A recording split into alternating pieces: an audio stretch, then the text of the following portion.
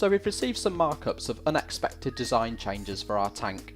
These have all come about from some late changes made to the mounting frame, and so we need to make some adjustments to accommodate. There are 4 changes to make. The first is to deepen a pocket 75mm for the hanger frame. The next, to bring face A in line with face B. After that, reduce the overall height of the tank to 425mm from the bottom. And finally, compensate for the loss of volume by angling this face out a further 15 degrees. Simple. For each change, we'll make the first revision as you would in most any other CAD system, working with the feature tree in a history-based approach. Then, we'll make exactly the same revision using synchronous technology. To help compare, we'll set a timer going in the top right. So, history-based approach first. Now, some of these traditional CAD systems do have direct editing techniques, so let's trial that type of tool for our first design change, editing this pocket. No good. Notice that this fails, assumingly due to some downstream features. So we'll need to go back to the history of the model and modify this feature itself. To save you falling asleep, we'll speed up the video where we can. This is taking time because, as we edit the depth of the pocket, it's clear that another pocket is linked to match it. Design intent automation is usually seen as a good thing, but not when unexpected changes come about, as we have to find and remove that link. Okay, same change but this time using synchronous technology. Timer restarted, and we'll go through this in real time because it's as simple as placing a dimension in 3D, entering the required value, and notice the other pocket is left well alone. Done. Back to a history-based approach for the second change, matching face A to face B. As we edit the top feature holding face A, because history-based CAD is order dependent, the cut below that holds face B doesn't yet exist, so we can't match to it. Therefore we have to do some drag and drop reordering in the tree so that we can see what we want to match to. Oh, and notice some grey arrows that have just appeared in the tree. They're warning us that there's some kind of rebuild issue. We'll ignore these for now, but ultimately we need to come back and fix. The face angles need to match too, so we have to find the relevant feature and edit.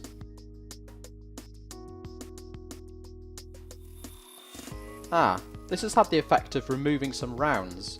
Did we edit these rounds? No, but again, as one feature is delicately based on another in history-based CAD, often one change can turn into multiple changes. The clock is ticking. Let's take a look at how we'd make the same change in synchronous, including the draft. And don't blink or you'll miss this. 1 click, 2 clicks, done. History-based approach for the third change, to reduce the overall height. We find which feature is the correct one to edit, usually not the most obvious one. A little bit more sketch work required for this change.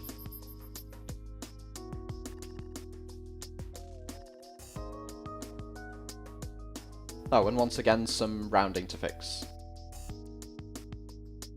Are you still following along? Does everything look okay? Are you sure everything rebuilt 100% correctly? This doesn't look like it used to do. Time for another fix, but good thing we spotted this before any moulds were cut. Could have been costly.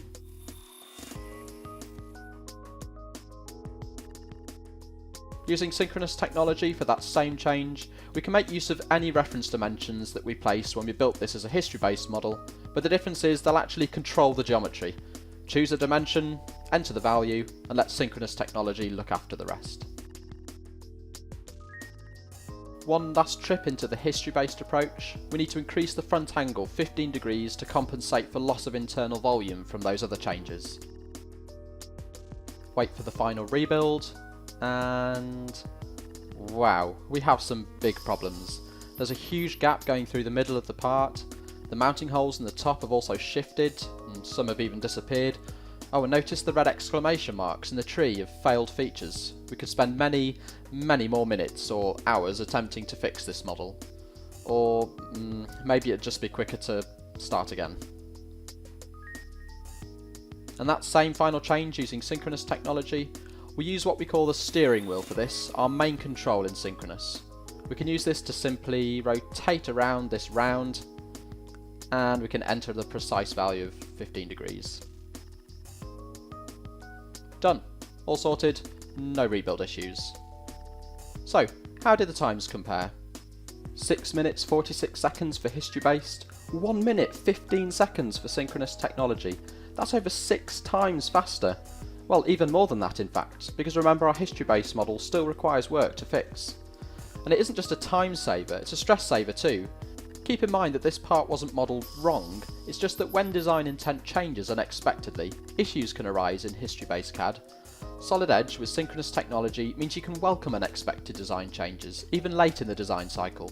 Meet your clients' needs, improve your products. Solid Edge, design better.